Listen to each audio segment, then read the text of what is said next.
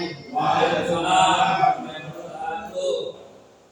Alhamdulillahirabbil alamin. Allahumma shalli wa sallim ala sayyidina Muhammad wa ala ali sayyidina Muhammad.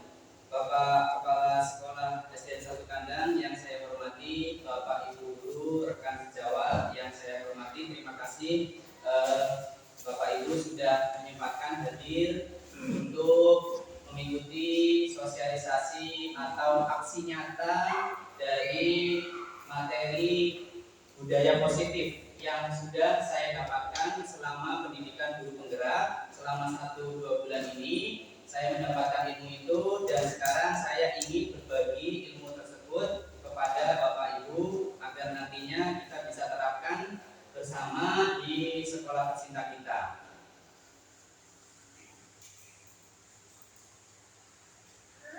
Baik, ini adalah aksi nyata modul 1.4 budaya positif. Saya CGP angkatan 9 yang mana proses seleksinya itu sudah tahun kemarin, sehingga ini baru pendidikannya.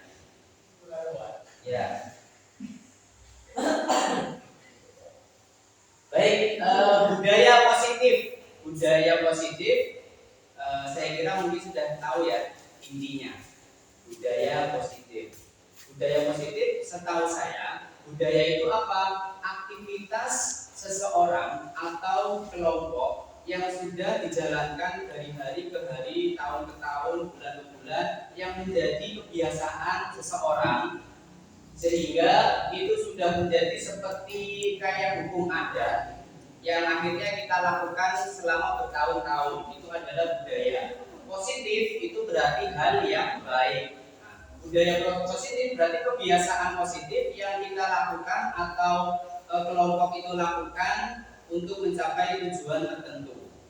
Itu adalah budaya positif. Nah, materi ini mengharapkan bahwa semua warga sekolah itu bisa melaksanakan budaya positif. Seperti itu. Kemudian ini adalah Bapak pendidikan kita, Bapak Ki Hajar Dewantoro. Beliau merupakan suri toladan. Kalau suri toladan Islam itu kan Kanjeng Nabi ya. Nah, kalau ini suri toladan dari pendidikan di Indonesia, Bapak Ki Hajar Dewantoro atau yang disingkat dengan KHD. Nah, KHD mengatakan seperti ini: di mana ada kemerdekaan, disitulah harus ada disiplin yang kuat. Sungguh pun disiplin itu bersifat self-disiplin, yaitu kita sendiri yang mewajibkan kita dengan sekeras-kerasnya, tetapi itu sama saja. Sebab jikalau kita tidak cakap melakukan self-disiplin, wajiblah penguasa lain mendisiplinkan diri kita. Dan peraturan demikian itulah harus ada di dalam suasana yang merdeka. Maksudnya apa? Maksudnya KHD berharap kita itu mempunyai disiplin yang kuat. Jadi anak didik kita harus mempunyai self-disiplin. Self-disiplin atau disiplin diri yang kuat. Tetapi kadang kita menemukan ada anak yang tidak mempunyai disiplin atau dia tidak mempunyai disiplin yang kuat. Maka sepatutnya kita bisa membuat mereka itu lebih disiplin. Tetapi dalam tetap suasana yang merdeka. Saya yakin, mungkin teman-teman juga masih ada beberapa karakter atau sifat atau kebiasaan yang tidak mencerminkan disiplin diri yang kuat. Makanya terkadang kita mengalami suatu gesekan dengan teman, yang teman itu mungkin lebih kuat disiplinnya, kemudian dia peduli dengan kita, lalu dia mencoba untuk mengontrol kita, akhirnya terjadi gesekan. Kalau kita selalu terbuka, maka insya Allah kita bisa lebih disiplin. Dengan cara kita dibebaskan untuk mengendalikan diri kita sendiri. Ini adalah maksud dari Bapak KHD, disiplin yang kuat. Nah, ini adalah bahasa Jawa halus. Beliau mengatakan, "Mardika iku jarwanya, nora munglepasing pangrem, ning ubo kuat poso aman diri priyanggo." Nah, artinya apa? Di dalam bahasa Indonesia, merdeka itu artinya tidak hanya terlepas dari perintah akan tetapi juga cakap buat memerintah diri sendiri. Nah, ini yang sering kita salah pahami ketika pemerintah mengatakan kurikulum merdeka, maka kita merdeka dari KPP, anak-anak merdeka dari belajar, merdeka dari tugas, merdeka dari apapun. Itu salah konsep. Maksudnya adalah merdeka itu apa? Anak-anak itu dimerdekakan untuk menggali potensi mereka, melatih potensi mereka, tetapi mereka bisa mengontrol dirinya. Nah, jadi dia belajar untuk menumbuhkan potensi dirinya, tetapi tidak ada tekanan dari orang lain atau dari gurunya. Tapi dia mengembangkan potensinya diri sendiri. Jadi saya belajar modul ini sangat bersyukur sekali. Ternyata banyak teori-teori atau prinsip-prinsip saya selama mengajar lebih dari 10 tahun, saya merasa ternyata selama ini saya salah. Bahkan hal-hal yang menurut saya itu benar ternyata salah. Nah, ini kurikulum merdeka. Kemudian kita lanjut ke apa arti disiplin positif. Ki Hajar menyatakan bahwa untuk menciptakan murid yang merdeka, syarat utamanya adalah harus ada disiplin yang kuat. Disiplin yang dimaksud adalah disiplin diri yang memiliki motivasi internal. Seseorang yang memiliki disiplin diri berarti mereka bisa bertanggung jawab terhadap apa yang dilakukannya, karena mereka mendasarkan tindakan mereka pada nilai-nilai kebajikan universal. Ada beberapa kata kunci yang kita perlu pahami bahwa murid yang merdeka yang tadi saya bilang syarat utamanya adalah disiplin yang kuat. Bagaimana disiplin itu? Yang dimaksud adalah disiplin diri sendiri yang memiliki motivasi internal. Motivasi internal itu berarti motivasi dari dalam diri siswa itu. Motivasi internal itu apa maksudnya? Jadi contohnya semuanya menghargai. Kalau motivasi eksternal itu dari gurunya, kamu harus menghargai orang lain. Seperti terpaksa. Tapi kalau dia mengetahui bahwa jika dia ingin dihargai, maka dia juga harus menghargai orang lain, sehingga dia membutuhkan penghargaan juga. Nah, bagaimana dia untuk bisa mendapatkan nilai menghargai orang lain? Nah, maka akhirnya dia termotivasi secara internal. Oh iya, saya ingin dihargai, maka saya harus menghargai. Ketika dia mau menghina temannya, tidak bisa, ini berlawanan dengan prinsip diri saya, maka saya harus menghargai. Nah, maka itu ada motivasi internal. Nah, jadi tidak perlu kita menyuruh untuk menghargai orang lain, maka dia sendiri akan bisa menghargai orang lain. Beda dengan ketika kita paksa, kamu harus menghargai orang lain, kamu jangan menghina teman kamu dengan menyebut nama ayahnya. Tidak perlu, cuma diingatkan, ayo anak-anak gimana? Kamu punya prinsip apa ya? Punya keyakinan apa? Oh iya Pak, saya punya keyakinan bahwa saya harus menghargai orang lain. Iya Pak, saya salah Pak, nanti saya perbaiki. Gimana caranya memperbaikinya? Saya tidak akan mengulangi kesalahan itu lagi. Nah, itu dan seterusnya. Lalu motivasi internal itu terbentuk, dengan terbentuk maka mereka anak-anak itu kedepannya akan merasa bertanggung jawab. Saya harus bertanggung jawab untuk memegang prinsip saya dalam menghargai orang lain. Nah, setelah mereka bertanggung jawab, maka tindakan mereka itu berdasarkan nilai-nilai kebajikan universal. Nilai-nilai kebajikan universal nanti akan dijelaskan di slide berikutnya. Nah, sebagai pendidik, tujuan kita itu menciptakan anak-anak yang memiliki disiplin diri dengan sehingga mereka bisa berperilaku dengan mengacu pada nilai-nilai kebajikan universal dan memiliki motivasi intrinsik atau motivasi dari dalam dirinya, bukan motivasi dari orang lain. Lalu paradigma belajar, ada miskonsepsi. Miskonsepsi ini makna kontrol.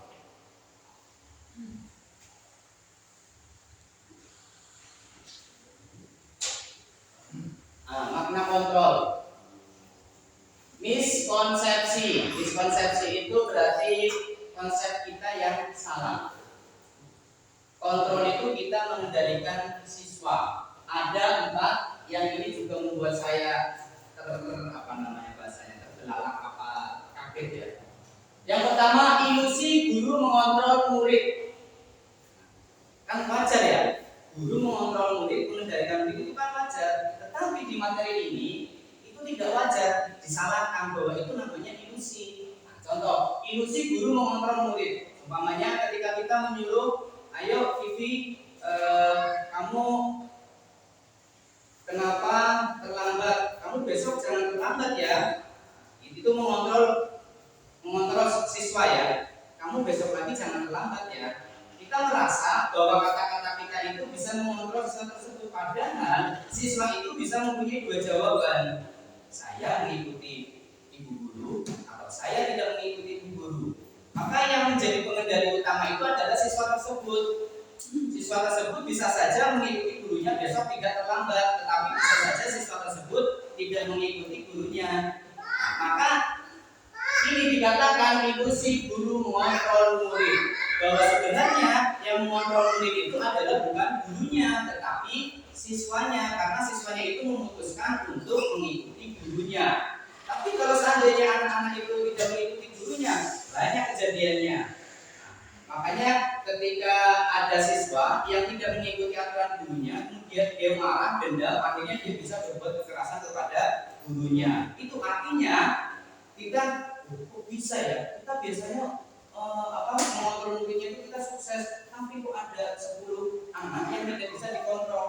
Ya itu sebuah ilusi. Padahal yang mengontrol itu bukan kita, tetapi murid itu untuk memutuskan untuk mengontrol dirinya sendiri. Kita hanya bisa menuntun, bukan mengontrol. Nah itu. Lalu ilusi bahwa semua penguatan positif, efektif dan bermanfaat. Nah, lalu bagaimana ilusi kita kadang merasa bangga?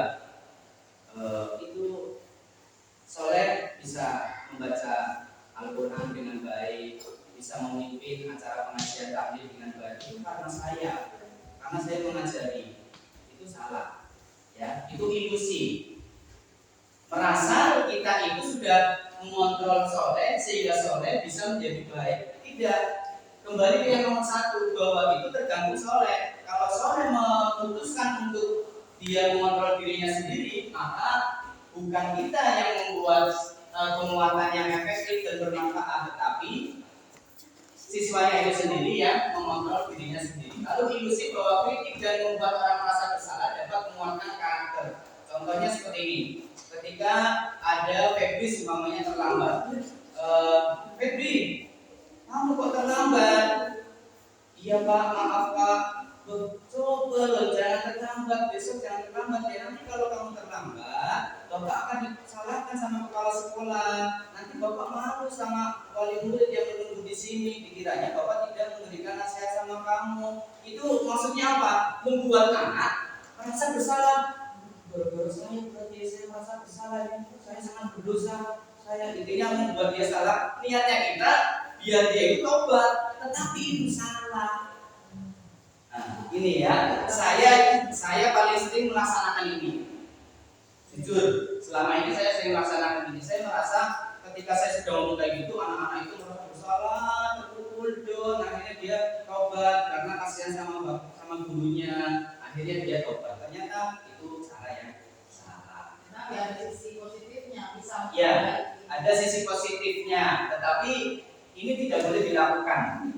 Tidak boleh dilakukan lagi. Saya juga setelah mempelajari modul ini mulai berkurang. Ketika saya mau ngomong apa ya ini ya, cara nasihatinya ya. Nah, juga akhirnya saya merefleksi diri saya sendiri untuk tidak mengulangi perbuatan ini. Lalu ilusi yang berikutnya adalah orang dewasa memiliki hak untuk memaksa. Kita seorang guru pasti lebih tua dari muridnya. Kita selalu bangga bahwa kita itu orang tua yang bisa menasihati siswa kita, sehingga kita kadang merasa lebih dewasa, mempunyai hak untuk memaksa. Lalu kita merasa sewenang-wenang, saya orang tua, kamu anak-anak, kamu harus mengikuti paksaan aturan dari saya memiliki hak untuk memaksa. Itu salah. Bahkan anak-anak dari teman-teman belajarnya itu bisa lebih menasihati temannya untuk tidak melihat usianya. Itu adalah ilusi yang terjadi. Nah, itu adalah stimulus respon pendekatan pada diubah menjadi pendekatan teori kontrol. Nah, ini adalah contohnya. Nah, ini prinsip ya. Stimulus, pancingan, respon, itu balasan. Realita atau kebutuhan kita sama. Pada yang benar adalah teori kontrol mengatakan bahwa kebutuhan kita itu berbeda. Walaupun kita sama-sama membutuhkan makanan, semua orang membutuhkan makanan, tetapi makanan pun kadang kita berbeda. Ada yang suka mie, ada yang suka nasi, ada yang suka sayur sop, ada yang suka sayur asem, sayur pecel. Walaupun sama-sama membutuhkan, tetapi ternyata berbeda. Itu harus kita akui ya. Kemudian semua orang melihat hal yang sama. Salah itu ya. Nah, yang benar adalah setiap orang memiliki gambaran yang berbeda. Ketika kita melihat sebuah bangunan atau sebuah kejadian, maka pasti kita punya gambaran yang berbeda. Kemudian kita mencoba mengubah orang agar berpandangan sama dengan kita. Yang benar adalah dari kontrol mengatakan kita berusaha memahami pandangan orang lain tentang dunia. Kadang kita memaksakan orang lain untuk berpandangan sama dengan kita, tetapi tidak boleh. Ternyata yang benar adalah kita berusaha memahami orang lain memandang dunia. Itu juga sering saya lakukan, tapi ternyata saya salah ya. Itu perilaku buruk dilihat sebagai suatu kesalahan. Semua perilaku memiliki tujuan. Nah, contohnya, contoh nih, mungkin Pak Edi mungkin ya, ketika mengajarkan dengan metode pembelajaran ceramah. Kemudian ada anak yang bosan main gitu, sukanya main gambar gitu kan. Kemudian mencatat ini, ayo catat buku habis. Semuanya kayak gitu, saya gitu. Bukan, ini bukan kenyataannya. Ya, umpama ini umpama. Jadi ada semuanya Febri, dia nakal ya, tidak betah mengikuti pembelajaran metode ceramah seperti atau menulis. Tapi kita merasa apa namanya, Febri itu melaksanakan perbuatan atau melakukan perbuatan yang buruk, padahal dia mempunyai tujuan. Kenapa? Tujuannya adalah biar Pak itu jangan menulis dulu. Saya ingin menggambar Pak, saya bosan dengan menulis. Nah, tapi dia tidak bisa mengungkapkan. Akhirnya dia berbuat nakal, ramai, kemudian mengganggu yang lain. Tapi gurunya salah paham. Gurunya menganggap Febri ini nakal. Padahal dia mempunyai tujuan. Terus kemudian orang lain bisa mengontrol saya. Hanya Anda yang bisa mengontrol diri Anda. Itu prinsip ya. Saya bisa mengontrol orang lain. Anda tidak bisa mengontrol orang lain. Orang lain yang memutuskan untuk mengontrol dirinya sendiri. Walaupun kita menuntun, bukan mengontrol ya, tetapi mengarahkan. Pada ujungnya yang memutuskan adalah orang tersebut untuk mengubah atau tidak.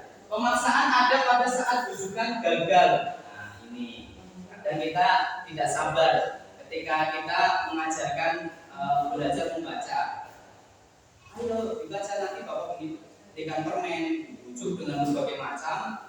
Tapi ternyata tidak bisa. Akhirnya kita emosi. Lalu kita memaksakan, itu salah. Yang benar adalah kolaborasi dan konsensus menciptakan pilihan-pilihan baru. Kita harus bisa kreatif untuk mencari cara untuk mengajak anak kita itu bisa belajar. Lalu kita bisa kolaborasi mungkin dengan teman yang lebih pintar daripada yang lain, atau kolaborasi dengan antar guru, dengan teman sejawat. Itu kita bisa kerjasama untuk memecahkan masalah di dalam kelas. Kemudian model berpikir menang kalah, model berpikir menang-menang. Nah ini sering terjadi. Kita ketika marah sama murid, itu kepengennya kita menang, murid kan kalah. Bahkan mungkin ada guru yang tidak pernah minta maaf sama muridnya ketika salah.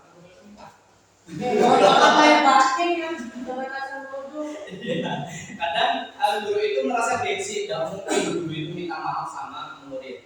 Kalau dia merasa bersalah, ya minta maaf. Saya sering mungkin bisa ditanyakan sama murid kelas 6. Saya berkali-kali minta maaf, terlambat saya minta maaf. Kemudian saya menghitung matematika, diprotes, saya minta maaf. Jadi kita harus fair, tidak ada prinsip menang kalah. Yang ada adalah menang. Jadi siswa menang, kita juga menang. Seperti itu. Nah, lalu tahapan mencapai disiplin positif. Bagaimana Nilai-nilai kebajikan universal ada di dalam profil pelajar Pancasila. Itu ada 6: beriman, bertakwa, bernalar kritis, mandiri, kreatif, bertanggung jawab, gotong royong, kemudian berbineka global. Itu tujuan kurikulum nasional. Tetapi kebajikan universal itu banyak, seperti contohnya jujur. Kita pasti mengharapkan siswa kita itu jujur. Kemudian kita mengharapkan siswa itu bersikap sopan santun, punya akhlak yang mulia, kemudian mempunyai iman dan takwa. Itu adalah macam-macam nilai kebajikan universal, masih banyak. Nah, dari nilai-nilai kebajikan universal itu maka bisa diturunkan menjadi keyakinan kelas. Jadi di kurikulum Merdeka ini yang saya pelajari adalah kita disuruh untuk membuat keyakinan kelas. Dulu namanya adalah tata tertib kelas, peraturan kelas. Itu ternyata sepertinya konotasinya sudah bergeser menjadi hal yang menakutkan, sehingga diganti dengan keyakinan kelas. Tata tertib kita kayaknya kalau sudah dari SD, SMP sudah dengan tata tertib, nanti SMA-nya, pasti ada hukumannya ini. Pasti takut, akhirnya konotasinya sekarang menjadi negatif, padahal itu niatnya bagus. Nah, keyakinan kelas itu kenapa dinamakan keyakinan? Karena setiap orang pasti ingin tujuannya menjadi orang yang baik. Orang yang baik itu pasti diyakini. Dengan keyakinan itu, nilai-nilai kebajikannya seperti menjadi orang jujur. Orang tua ketika menyekolahkan anaknya itu pasti ingin anaknya menjadi orang yang jujur. Maka pasti orang tua dan anak itu yakin bahwa nilai kejujuran itu sangat penting. Setelah itu, keyakinan itu nanti akan diturunkan menjadi tanggung jawab. Maka ketika orang itu yakin, contohnya keyakinan, contohnya ketika orang meyakini sesuatu, pasti dia akan tanggung jawab mengawal nilai-nilai tersebut. Contohnya mungkin ketika kita punya nilai-nilai iman dan takwa. Ketika kita meyakini bahwa Tuhan kita itu Allah, maka ketika ada orang lain mengatakan Tuhan itu selain Allah, pasti kita akan merasa bertanggung jawab untuk mempertahankan keyakinan kita itu. Nah, maka pasti seseorang ketika sudah punya keyakinan, pasti dia akan bertanggung jawab untuk mengawal keyakinan tersebut. Nah, setelah dia bertanggung jawab, dia akan muncul motivasi internal, semangat dari dalam dirinya. Tanpa disuruh orang lain untuk bersikap jujur, maka orang itu akan anak itu akan mempunyai semangat dari dalam dirinya sendiri untuk menjalankan, untuk bertanggung jawab mengawal nilai-nilai kejujuran. Setelah motivasi internal itu terbentuk, maka akan terbentuk disiplin diri yang kuat. Dengan setiap hari dia mengawal keyakinan itu, maka akan terbentuk disiplin diri. Disiplin diri inilah yang bagus ini dinamakan dengan disiplin positif. Disiplin yang baik. Ada disiplin negatif. Disiplin negatif itu ketika kita sudah mempunyai keyakinan bahwa mencuri itu baik, lalu menjadi keyakinan itu, akhirnya dia menjadi disiplin yang negatif. Kalau tidak mencuri rasanya kurang pas, makanya sehingga akhirnya menjadi disiplin yang negatif. Sehingga ini adalah tahapan-tahapan untuk menggapai disiplin positif. Nah, ini adalah nilai-nilai yang perlu kita hafalkan baik-baik. Ini adalah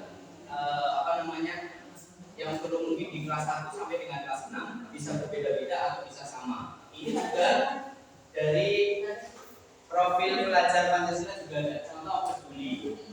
Kalau peduli insya Allah anak kandang ada ya, pasti karena mereka dengan teman, tetangganya bukan saudaranya saja ribut dengan temannya lapor. Nah, itu berarti peduli, cuma caranya salah.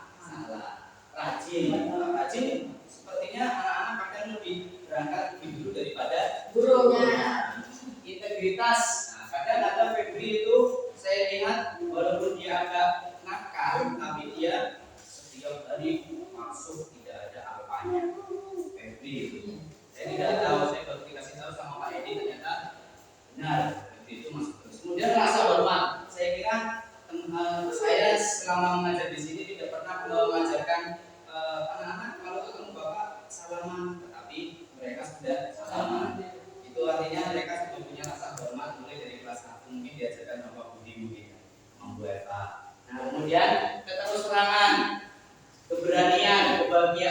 tanggung jawab, santun, kebersihan, komitmen, belas kasih ini semuanya adalah nilai-nilai kebajikan yang kita harus jadi pijakan untuk mendidik anak kita. Ya, nilai-nilai yang harus menjadi pijakan. Ini nanti dijadikan contoh ya. Anak-anak datang tepat waktu, maka itu dikelompokkan di bagian mana ya? Rajin. Nah, kemudian ketika ada anak yang sakit atau keluarga yang meninggal, kita meminta untuk anak-anak urunan atau patungan beras untuk disedekahkan. Itu masuknya nilai peduli, bisa saja dermawan atau belas kasihan seperti itu. Nah, motivasi perilaku manusia. Kita dari kecil semua manusia berperilaku mempunyai perilaku pasti mempunyai tujuan atau latar belakang. Yang pertama, tujuan kita melakukan aktivitas atau melakukan apa saja pasti mungkin ada tujuan menghindari ketidaknyamanan atau hukuman. Nah, contohnya anak-anak ketika dia menulis catatan, dia tetap menulis. Kalau dia tidak menulis nanti akan dimarahin Pak Editris. Nah, seperti itu. Nah, jadi takut. Nah, kemudian ketika dia lagi belajar nyangkor atau ngomong, nanti akan dimarahi sama Pak Sugeng umpamanya. Sehingga dia tetap belajar dengan tenang karena ketakutan.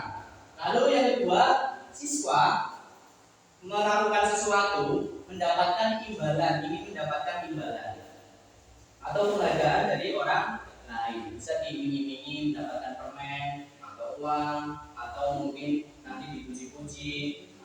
Itu adalah motivasi perilaku. Kemudian untuk menjadi orang yang mereka inginkan dan menghargai diri sendiri dengan nilai-nilai yang mereka percaya. Nah, ini yang adalah yang kita harapkan. Yang kita harapkan. Jadi ini itu tidak disarankan.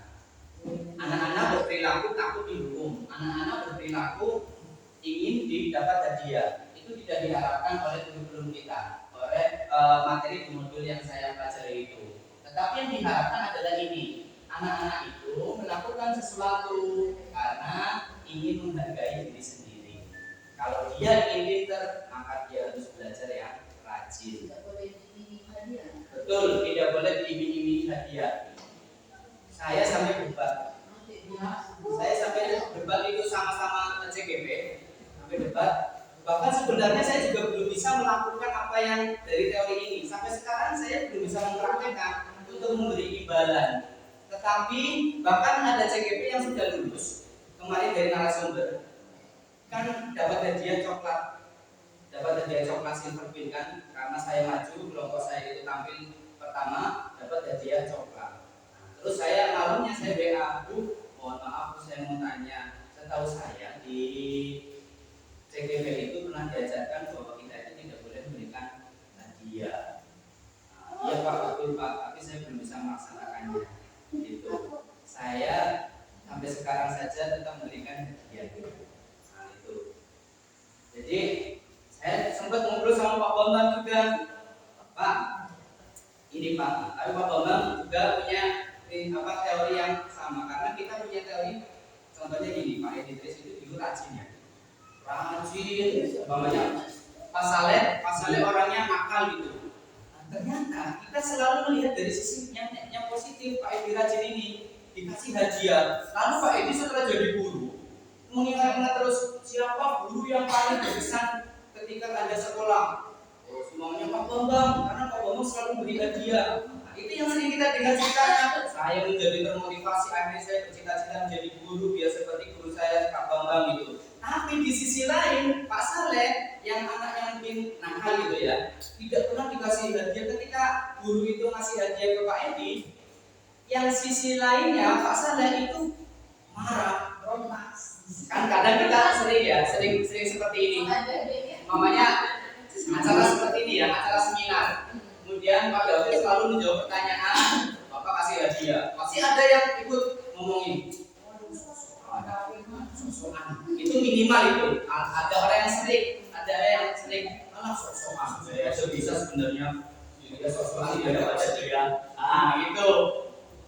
Itu yang penting Pak.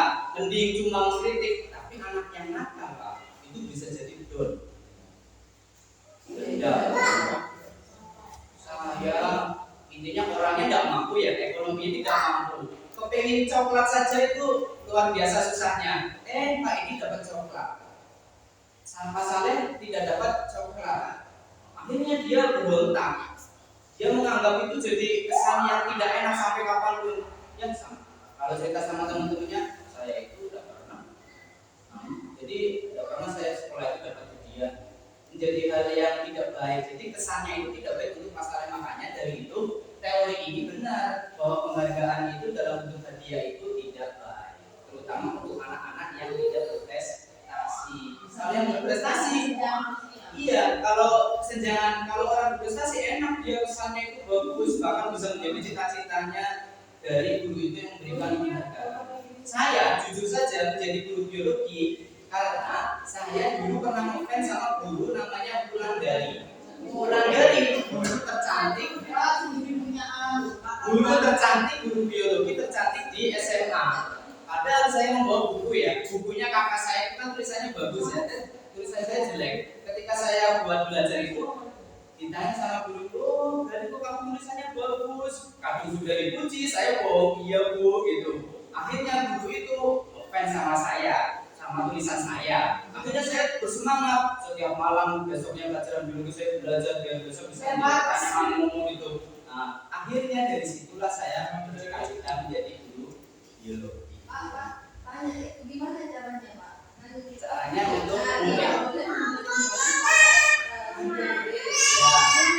untuk memberi semangat murid selain memberi imbalan itu. Ada caranya yaitu dengan pujian, tetapi pujian itu tidak merendahkan teman-teman atau anak-anak yang tidak menjawab pertanyaan atau membuat sebuah prestasi. Tapi ada tekniknya itu, bukan dengan barang, tetapi dengan pujian. Pujian verbal dengan verbal atau sikap bagus kamu. Aku sih sampai salah. Ya. Yang dapat betul dibagi rata. Tetap nanti orang yang berprestasi yang menjawab pertanyaan akan merasa bangga. Nanti efeknya besoknya pasti nagih. Contohnya ini anak kelas 6 nih. Nagih terus Pak, saya sudah Pak, mana hadiahnya Pak itu. Nah, akhirnya saya kebiasaan. Nah, iya. Pas tanggal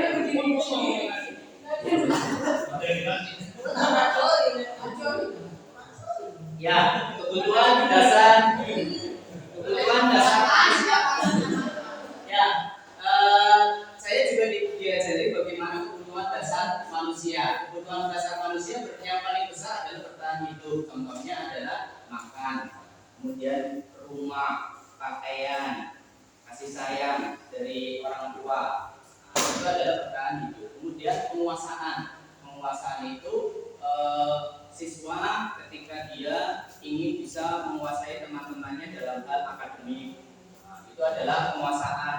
Kemudian ingin berprestasi, kemudian ingin diakui sama gurunya, ingin diakui sama temannya. Lalu kesenangan ini bermain. Nah, ini yang sering terjadi ketika kita menganggap anak itu tidak mau dijelaskan. Ketika kita menerangkan dia bermain sendiri. Ini sebenarnya bisa jadi karena kebutuhan kesenangan yang tidak terpenuhi. Mungkin anak-anak ingin belajar praktikum menanam. Kita mengajarkannya teori. Bagaimana cara menanam ini? Padahal anak itu pengen dengan cara yang lain, dengan cara praktek, kesenangan, menggambar juga seperti itu. Nah, lalu kebebasan itu senang mencoba hal yang baru. Kemudian mengendalikan hidup seseorang, memilih hal-hal yang baru. Ketika belajar pasti ini muncul kebutuhan kebebasan, entah itu cara belajarnya, entah itu apa yang mau dipelajari. Kemudian kasih sayang dan rasa diterima. Nah, ini adalah kebutuhan kebutuhan contohnya berteman. Ini sering terjadi di sekolah kita ya. Di sekolah kita itu kadang anak perempuan itu nangis hanya karena tidak diterima sama teman yang lain, kelompok-kelompokan, kemudian dia merasa dikucilkan, nah, itu kemudian menangis. Nah, itu adalah kasih sayang yang kurang atau rasa diterima. Nah, itu adalah kebutuhan dasar manusia. Sekarang posisi kontrol.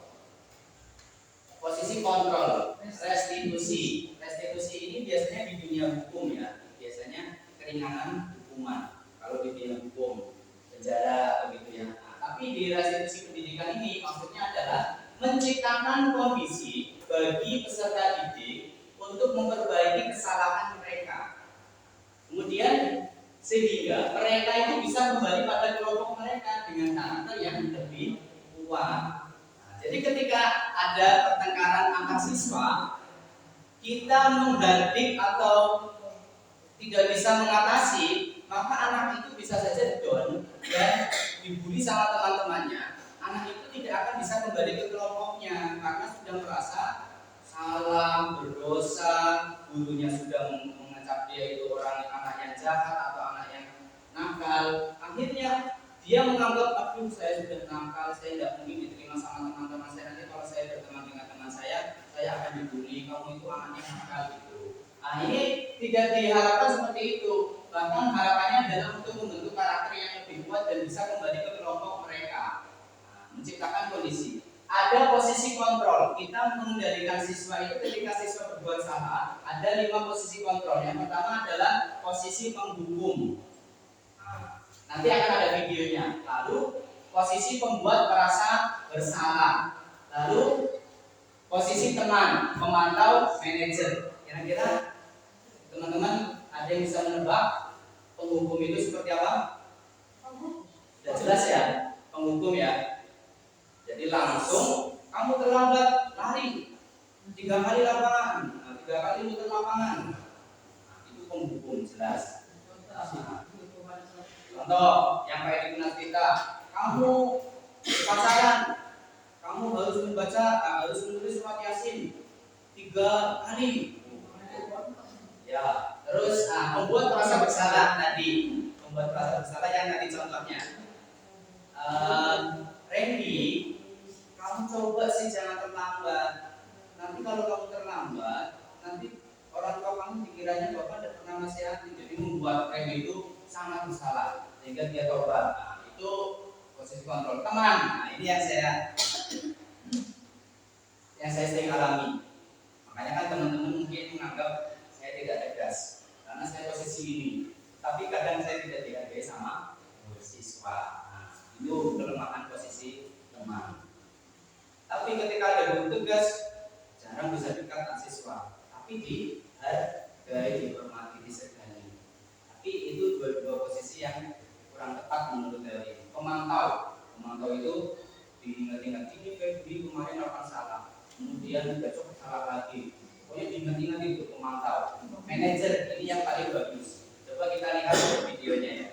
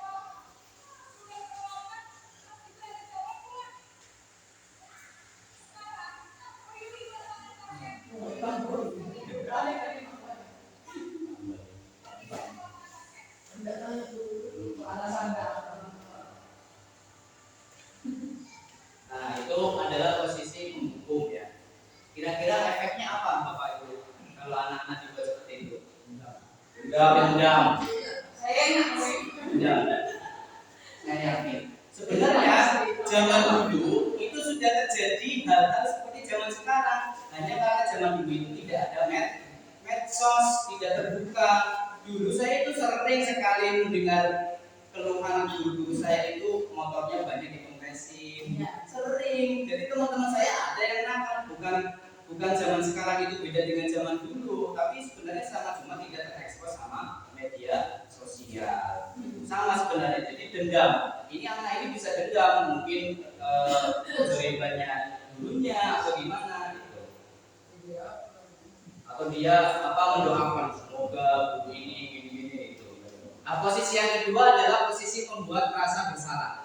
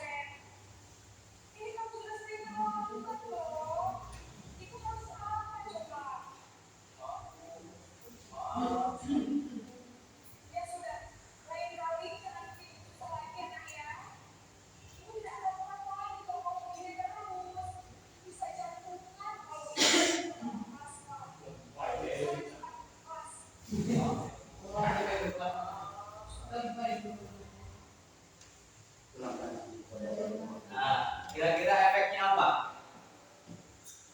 Kalau anak dibuat merasa seperti itu, bisa jadi sangat sedih. Bisa jadi taubat, tapi juga bisa jadi dia tidak berangkat.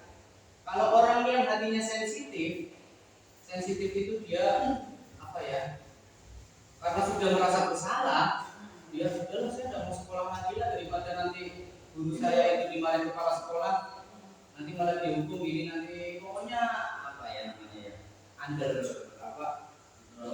don lah, pokoknya don.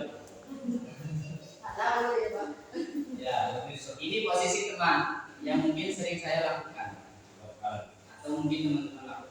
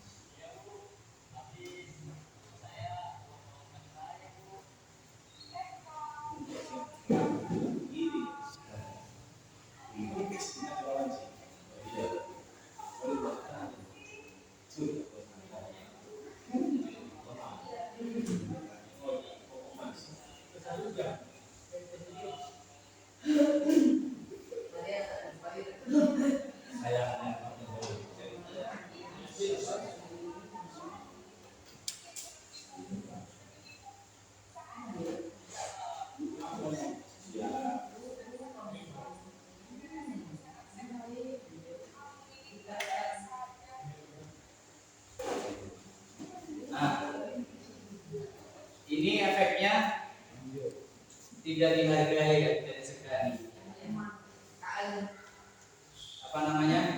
Tenang. Apalagi ini biasanya terjadi ketika siswanya kan cantik, itu biasanya itu menjadi teman akrab, jadi mau dihubung itu tidak tega, ya itu jadi itu biasanya terjadi seperti itu. Jadi efeknya kita tidak dihargai. Ketika kita mau memberikan nasihat yang benar-benar serius, sudah ada. Jadi ya, ini posisi yang berikutnya. Posisi pemantau.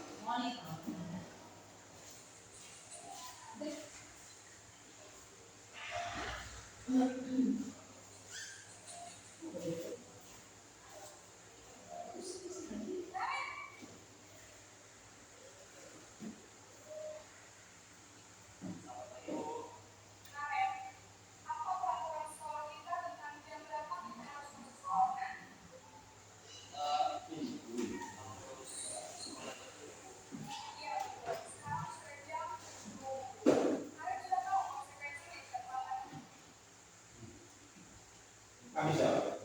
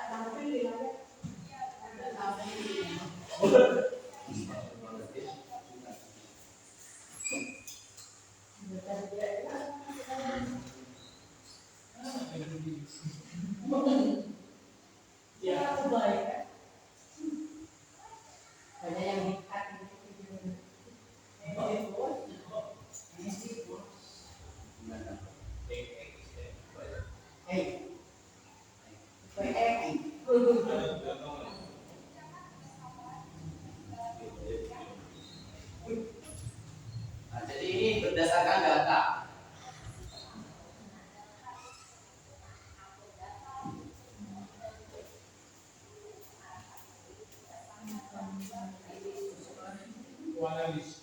Nah, ini yang posisi yang harus kita terapkan. Ini manajer. Udah pun. Suara kalian disurvei sama Bu Dewi semua. Baru.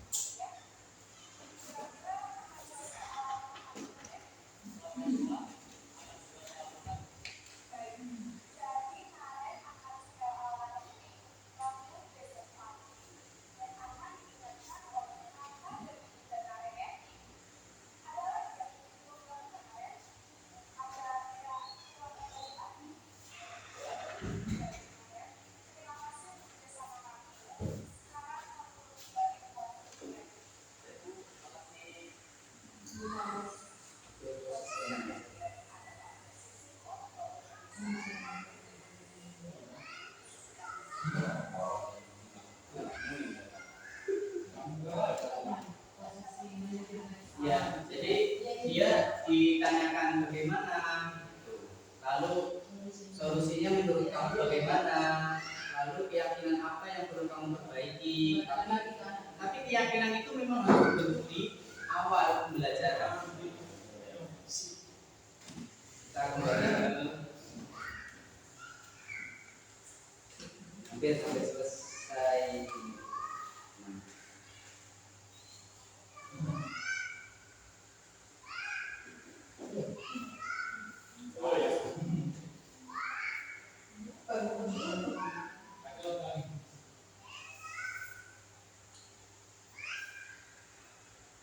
Nah, membuat dia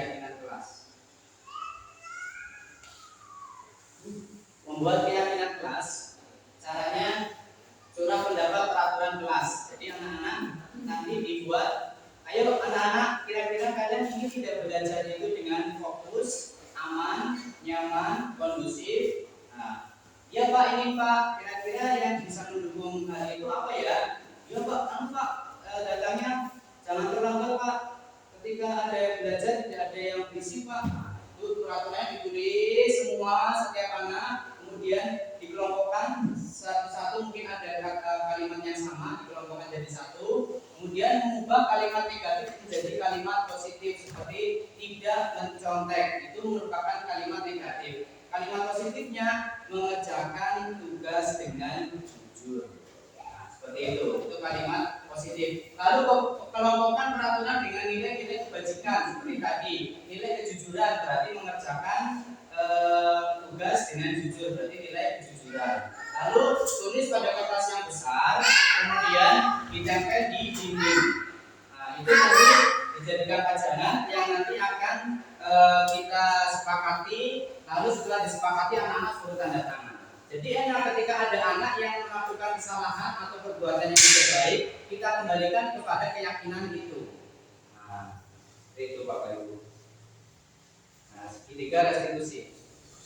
Terakhir ini ketiga restitusi.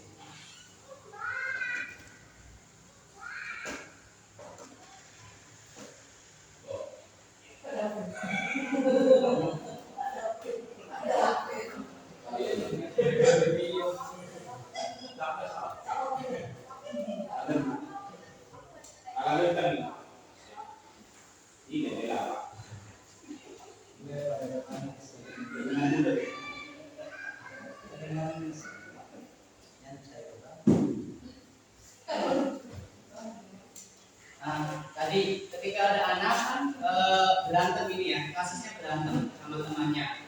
Lalu itu menghina, anak temannya itu menghina. Ketika ditanya, kita langsung mengatakan, oh begitu ceritanya. Ya, Bapak juga sama. Ketika Bapak dihina, Bapak pasti akan marah-marah. Itu maksudnya menstabilkan identitas. Jadi orang itu tidak langsung dasar kamu itu gini. Padahal belum tentu gurunya juga bisa seperti itu. Nah, jadi menstabilkan saya juga marah wajar. Kalau memang itu wajar, ya wajar marah. Tapi selanjutnya ditanya lagi. Kemudian pada saat itu apa yang kamu lakukan?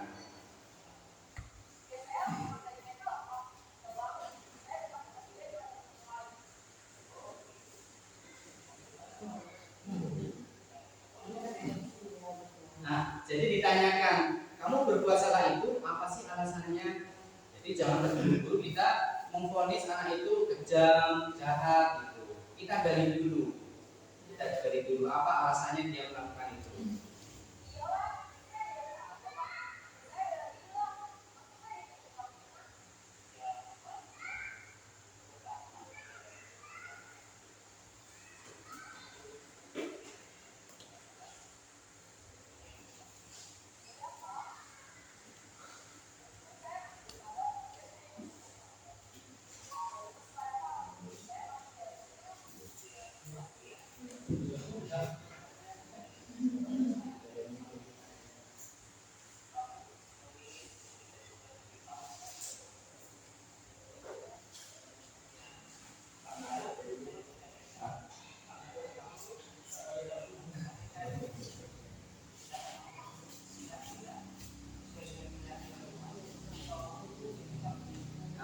Dikembalikan kepada keyakinan kelas, karena pasti ada beberapa keyakinan kelas yang pasti nyambung dengan ini, seperti menghargai. Kalau dia membentak-bentak temannya, pasti melanggar keyakinan kelas menghargai.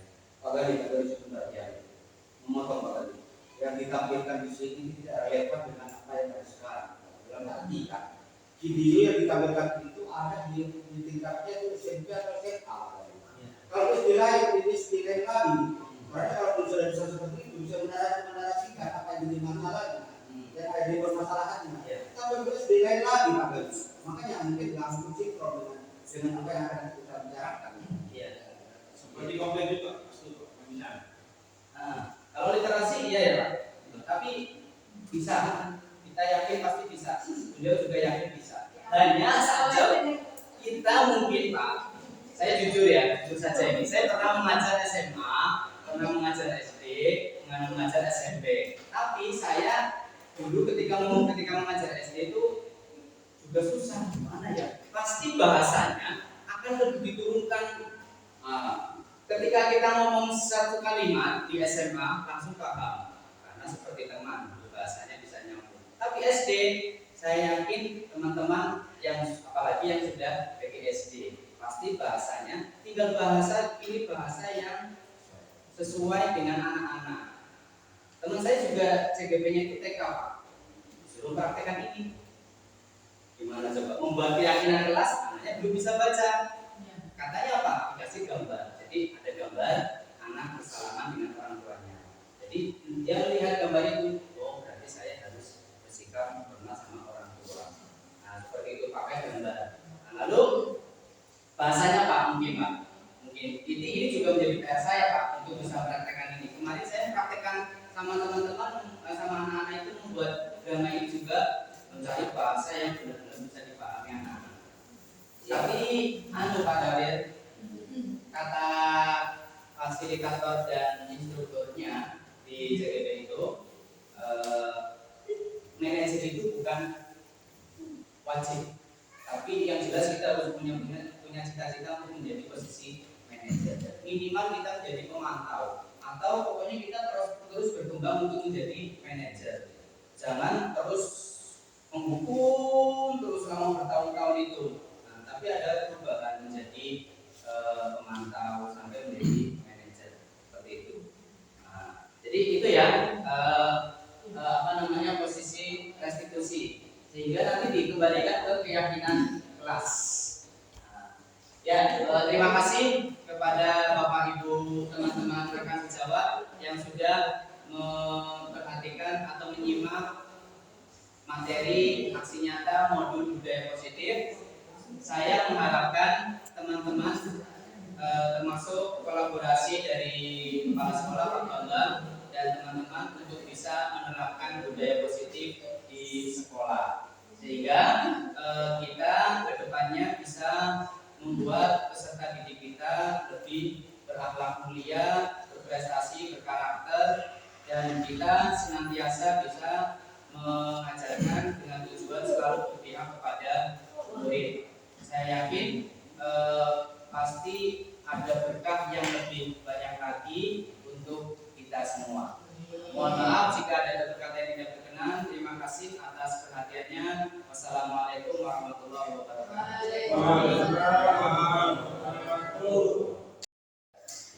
Assalamualaikum warahmatullahi wabarakatuh. Saya Dewi Maesari, wali kelas 4, ingin mengomentari atau ingin memberikan kesan dan pesan saya tentang sosialisasi yang diadakan Pak Gali tentang budaya positif di sekolah. Pesan saya dan kesan saya mengenai sosialisasi tersebut adalah saya sendiri pribadi mendapatkan ilmu yang bermanfaat tentang budaya positif yang diadakan di sekolah, dan saya bisa merubah diri saya pribadi dan bisa mengajak teman-teman saya untuk berkata positif kepada siswa dan siswi di sekolah. Terima kasih.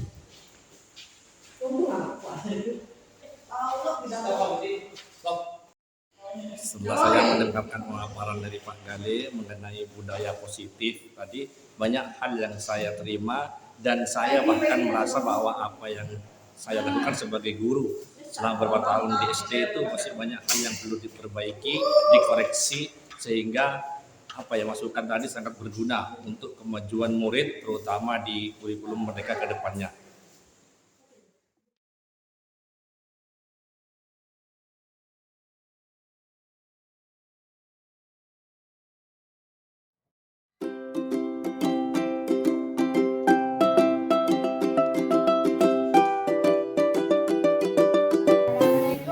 Waalaikumsalam, silakan masuk Febri. Terima kasih, Pak. Bapak dapat kabar dari Vivi selaku seksi kebersihan. Katanya Vivi, kamu tidak melaksanakan piket menyapu hari ini ya? Kenapa Feb? Bagaimana kejadiannya? Panas, Pak. Saya tersinggung, Pak. saya gak mau diperintah sama Vivi, Pak. Oh begitu. Ya pasti kamu marah dan kesel karena tersinggung. Bapak juga akan marah apabila diperintah sama teman. Terus apa yang kamu lakukan setelah itu, Feb? Saya langsung marah sama Vivi dan bilang gak mau pikir menyapu di depan teman-teman lain. Oh begitu. Pasti kamu melakukan seperti itu karena suatu alasan tertentu, bukan? Pak, masa saya disuruh-suruh? Wajarlah. Saat disuruh-suruh teman, harga diri kamu pasti merasa direndahkan. Untung kamu tidak bertindak lebih gegabah lagi, hanya membentak-bentak. Ya, Pak, untung saya masih bersabar dan hanya membentak saja. Ya pasti ya. Tapi kamu tetap memilih bertahan dan bersabar. Kamu memilih untuk tidak berbuat lebih parah lagi, bukan? Seperti memukul. Pak,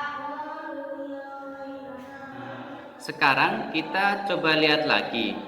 Tindakan kamu yang membentak-bentak Vivi di kelas, tindakan kamu itu kira-kira sesuai dengan keyakinan kelas atau prinsip kamu tidak? enggak lah, Pak. Capek jadi pemarah. Jadi, kira-kira keyakinan atau prinsip mana yang kurang sesuai dengan keinginan kamu?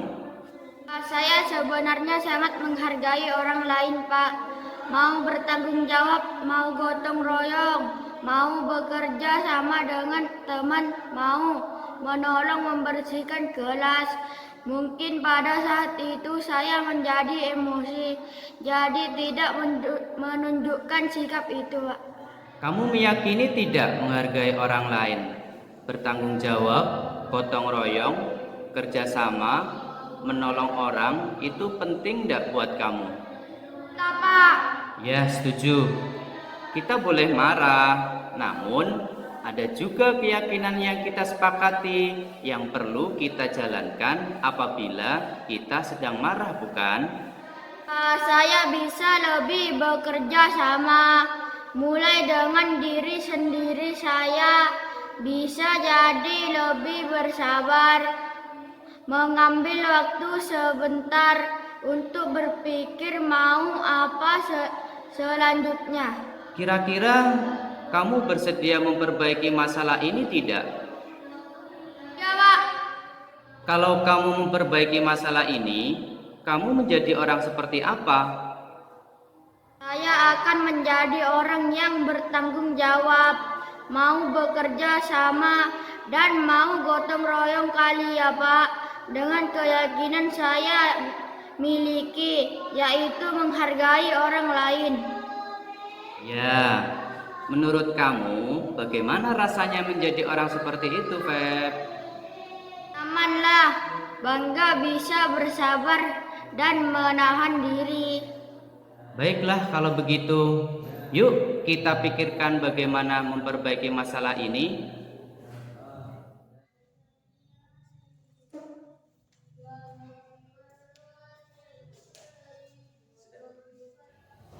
Loh, tidak nangis. Bilang ke Pak Gale, ah. Assalamualaikum. Terima kasih, Pak. Bapak dapat kabar dari Soleh. Katanya Vivi bertengkar sama Vida. Apa benar, Vi? Benar, Pak. Kenapa, Vi? Bagaimana kejadiannya? Saya marah, Pak. Masa bapak saya dihina? Saya gak suka dipanggil dengan nama bapak saya, Pak. Saya merasa diejek sama Vida. Ya saya marahlah. Aku balik manggil Vida dengan nama bapaknya. Terus Vida nangis. Kesel banget, Pak. Oh begitu. Ya pasti kamu marah dan kesel. Bapak juga akan marah apabila ada yang menghina seperti itu. Kemudian pada saat itu kamu mau melakukan apa, Vi? Ngatain Vida lah, Pak. Kesel banget. Saya bentak-bentak dia di depan teman-teman lain. Saya balik manggil Vida dengan nama bapaknya. Oh begitu. Pasti kamu melakukan seperti itu karena suatu alasan tertentu, bukan? Lah, Masa saya diam saja, Pak? Ya saya bela dirilah. Masa bapak saya dihina? Wajarlah. Mempertahankan harga diri pasti sesuatu yang penting buat kamu. Untung kamu tidak bertindak lebih gegabah lagi, hanya membentak-bentak. Iya, Pak. Untung saya masih bersabar dan hanya membentak saja. Sudah gemes padahal saya pasti bela diri. Ya pasti ya. Tapi kamu tetap memilih bertahan dan bersabar. Kamu memilih untuk tidak berbuat lebih parah lagi, bukan? Seperti memukul. Nah, sekarang kita coba lihat lagi tindakan kamu yang membentak-bentak Vida di kelas. Tindakan kamu itu kira-kira sesuai dengan keyakinan kelas atau prinsip kamu tidak? Lah, Pak. Jadi, kira-kira keyakinan atau prinsip mana yang kurang sesuai dengan keinginan kamu? Ya saya sebenarnya sangat menghargai orang lain. Mungkin pada saat itu saya menjadi emosi, jadi tidak menunjukkan sikap itu. Kamu meyakini tidak menghargai orang lain itu penting buat kamu? Benar, Pak. Ya, setuju. Kita perlu saling menghargai. Namun, ada juga keyakinan yang kita sepakati yang perlu kita jalankan apabila kita sedang marah, bukan? Saya bisa lebih mengikuti keyakinan kelas, mulai dengan diri sendiri. Saya bisa jadi lebih bersabar, mengambil waktu sebentar untuk berpikir mau apa selanjutnya. Kira-kira kamu bersedia memperbaiki masalah ini tidak? Bersedia, Pak. Kalau kamu memperbaiki masalah ini, kamu menjadi orang seperti apa? Saya akan menjadi orang yang bertanggung jawab kali ya, Pak, dengan keyakinan yang saya miliki, yaitu menghargai orang lain. Ya, menurut kamu bagaimana rasanya menjadi orang seperti itu? Ya nyamanlah, bangga, bisa bersabar dan menahan diri. Baiklah kalau begitu, yuk kita pikirkan bagaimana memperbaiki masalah ini.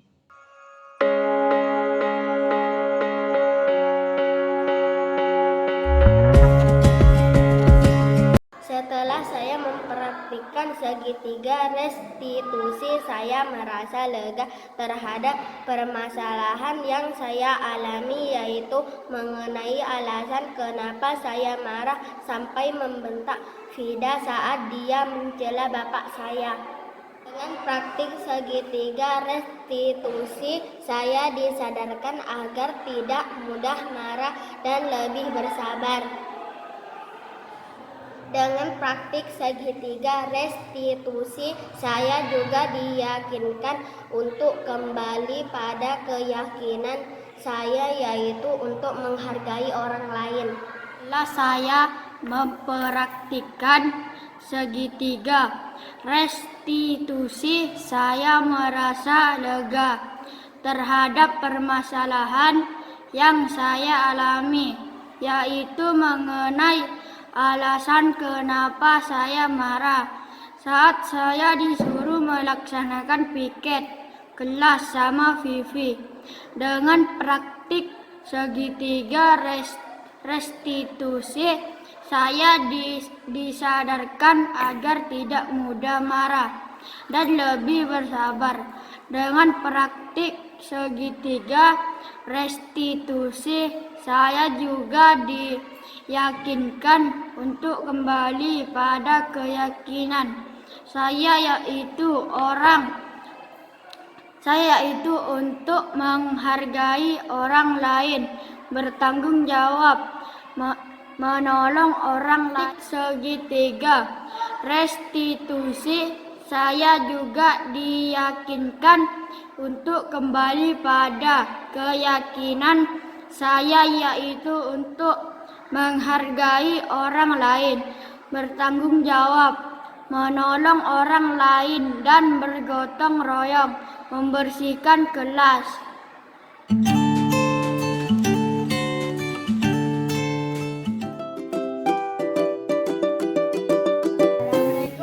Waalaikumsalam. Silakan masuk, Febri. Terima kasih, Pak. Bapak dapat kabar dari Vivi. selaku seksi kebersihan. Katanya Vivi, kamu tidak melaksanakan piket menyapu hari ini ya? Kenapa, Feb? Bagaimana kejadiannya? Malas Pak, saya tersinggung Pak. Saya gak mau diperintah sama Vivi Pak. Oh begitu. Ya pasti kamu marah dan kesel karena tersinggung. Bapak juga akan marah apabila diperintah sama teman. Terus apa yang kamu lakukan setelah itu, Feb? Saya langsung marah sama Vivi dan bilang gak mau piket menyapu di depan teman-teman lain. Oh begitu. Pasti kamu melakukan seperti itu karena suatu alasan tertentu, bukan? Pak, masa saya disuruh-suruh? Wajarlah. Saat disuruh-suruh teman, harga diri kamu pasti merasa direndahkan. Untung kamu tidak bertindak lebih gegabah lagi, hanya membentak-bentak. Ya Pak, untung saya masih bersabar dan hanya membentak saja. Ya pasti ya. Tapi kamu tetap memilih bertahan dan bersabar. Kamu memilih untuk tidak berbuat lebih parah lagi, bukan? Seperti memukul. Pak, Sekarang kita coba lihat lagi. Tindakan kamu yang membentak-bentak Vivi di kelas, tindakan kamu itu kira-kira sesuai dengan keyakinan kelas atau prinsip kamu tidak? enggak lah Pak, capek jadi pemarah. Jadi, kira-kira keyakinan atau prinsip mana yang kurang sesuai dengan keinginan kamu? Saya sebenarnya sangat menghargai orang lain Pak. Mau bertanggung jawab, mau gotong royong, mau bekerja sama dengan teman, mau menolong membersihkan kelas. Mungkin pada saat itu saya menjadi emosi, jadi tidak menunjukkan sikap itu Pak. Kamu meyakini tidak menghargai orang lain, bertanggung jawab, gotong royong, kerjasama, menolong orang itu penting tidak buat kamu? Enggak Pak. Ya setuju. Kita boleh marah, namun ada juga keyakinan yang kita sepakati yang perlu kita jalankan apabila kita sedang marah, bukan? Saya bisa lebih bekerja sama, mulai dengan diri sendiri. Saya bisa jadi lebih bersabar, mengambil waktu sebentar untuk berpikir mau apa selanjutnya. Kira-kira kamu bersedia memperbaiki masalah ini tidak? Ya Pak. Kalau kamu memperbaiki masalah ini, kamu menjadi orang seperti apa?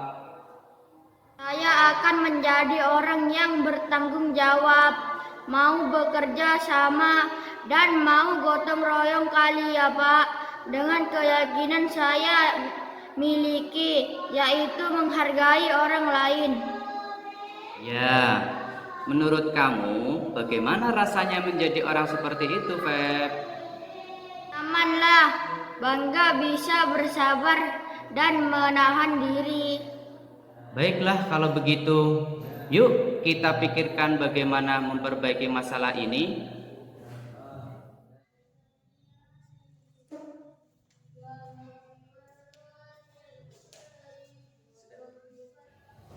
Loh, Ida nangis. Bilang ke Pak Gale ah. Assalamualaikum. Terima kasih Pak. Bapak dapat kabar dari Soleh. Katanya Vivi bertengkar sama Vida. Apa benar, Vi? Benar Pak. Kenapa, Vi? Bagaimana kejadiannya? Saya marah Pak, masa bapak saya dihina? Saya gak suka dipanggil dengan nama bapak saya Pak. Saya merasa diejek sama Vida. Ya saya marahlah. Aku balik manggil Vida dengan nama bapaknya.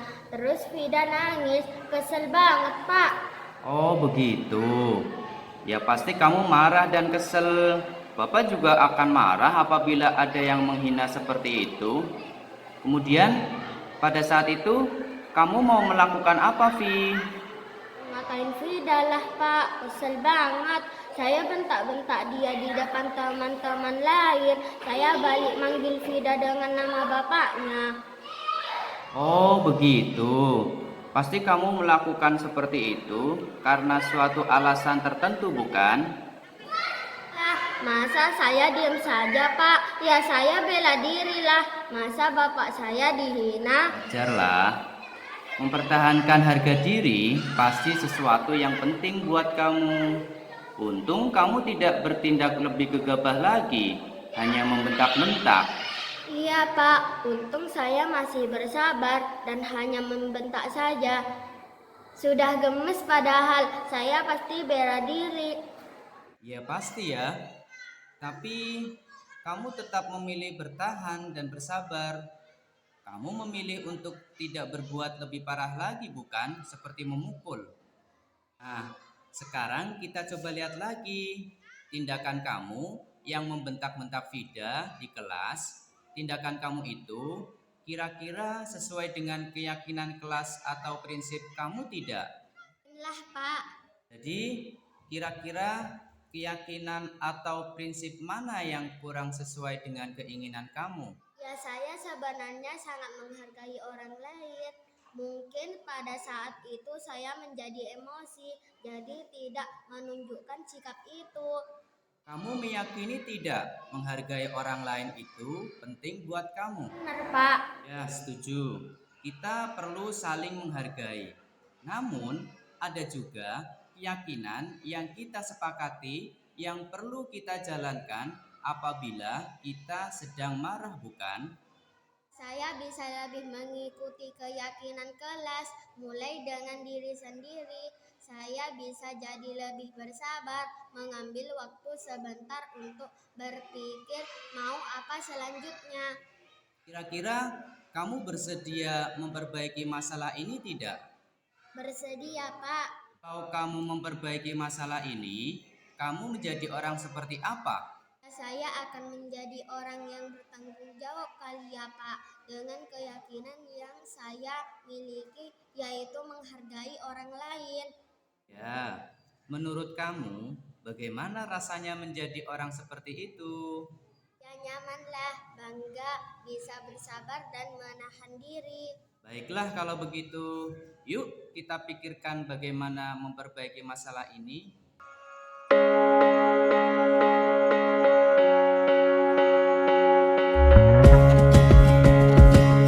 Setelah saya mempraktikkan segitiga restitusi, saya merasa lega terhadap permasalahan yang saya alami, yaitu mengenai alasan kenapa saya marah sampai membentak Vida saat dia mencela bapak saya.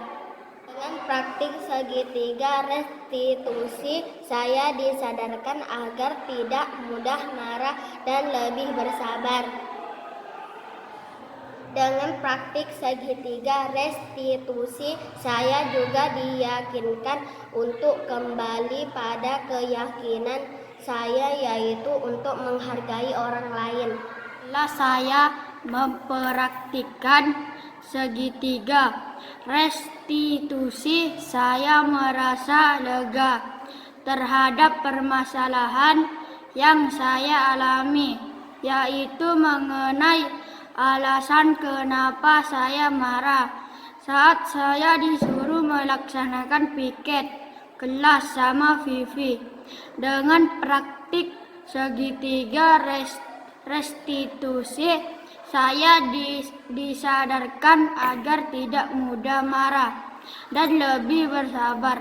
Dengan praktik segitiga restitusi, saya juga diyakinkan untuk kembali pada keyakinan saya, yaitu untuk menghargai orang lain, bertanggung jawab, menolong orang lain. Segitiga restitusi, saya juga diyakinkan untuk kembali pada keyakinan saya, yaitu untuk menghargai orang lain, bertanggung jawab, menolong orang lain, dan bergotong royong membersihkan kelas.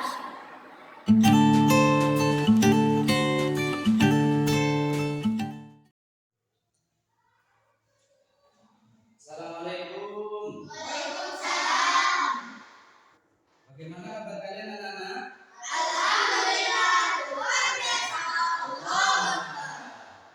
Sudah sarapan semua? Alhamdulillah kalian sekarang sudah naik kelas 6. Bapak harap kalian nanti di kelas 6 lebih semangat lagi untuk belajar. Nah, sebelum kalian belajar untuk materi kelas 6, kita mulai dengan membuat keyakinan kelas. Kita akan berdiskusi membuat keyakinan kelas. Bagaimana caranya? Apa keyakinan kelas itu? Keyakinan kelas itu suatu keyakinan yang nanti akan kalian sepakati dan nanti akan kalian pegang teguh keyakinan itu untuk dalam waktu 1 tahun ke depan. Sehingga tujuannya apa? Kita belajar lebih aman, nyaman, kondusif, dan bisa lebih hikmat, lebih tenang ketika kita belajar. Baik, nah sekarang Bapak mau tanya peraturan kelas. Peraturan kelas. Kira-kira peraturan kelas apa yang ingin kalian terapkan di kelas kalian sehingga kalian bisa belajar dengan nyaman dan aman? Kira-kira apa? Silakan ditulis di bukunya masing-masing, di kertasnya masing-masing. Nanti kalau sudah kalian tempel di sini. Paham? Ya, silakan.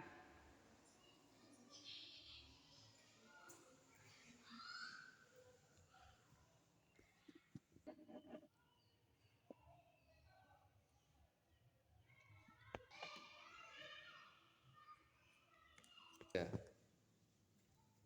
Sudah. Ya, silakan dari Vivi tempel di kertas ini. Peraturan kelas satu-satu. Nantian tempelnya.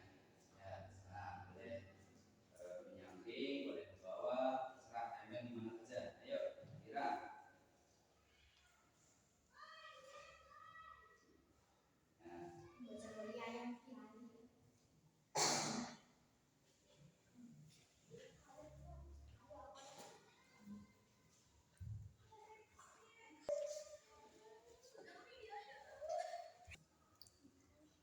Baik, sudah ditempel semua. Bapak baca ya. Peraturan kelas. Vivi ingin kelas kita itu mempunyai aturan tidak mencela teman. Oh, berarti Vivi ingin teman-temannya tidak menghina Vivi. Karena menghina itu menyakitkan. Kemudian punya Vira. Vira ingin memperhatikan penjelasan guru saat pembelajaran. Iya, bagus. Nah, ketika guru sedang menjelaskan, maka kita sebaiknya memperhatikan biar paham dengan materinya. Ya.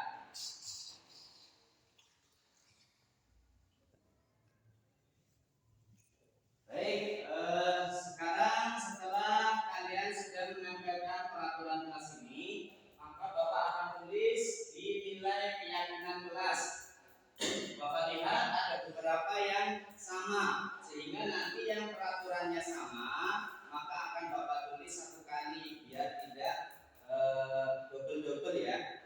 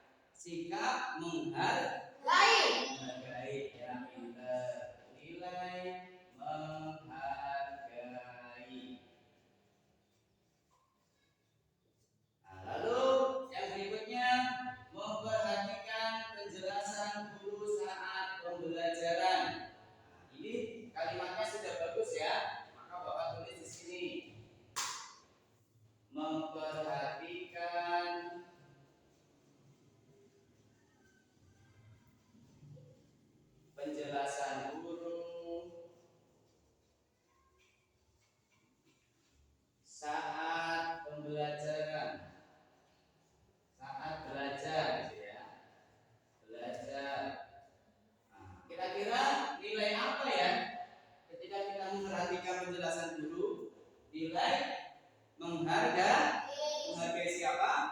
Menghargai guru. Ya, nilai menghargai. Nah, baik. 3. Baik, nilai keyakinan kelas ini yang sudah kita sepakati. Coba kita baca sama-sama. Yang pertama, ayo. Saling menyayangi teman. 2. Memperhatikan penjelasan guru saat belajar. 3. Menjaga kebersihan kelas. 4. Melaksanakan piket kelas. 5. Menghormati teman saat belajar. 6. Mengerjakan PR di rumah. 7. Mengerjakan tugas dengan jujur. 8. Menjadikan kelas yang Kondusif. Ya. Dari kedelapan keyakinan ini sepakat apa tidak? Sepakat ya. Ya. Maka nanti kita harus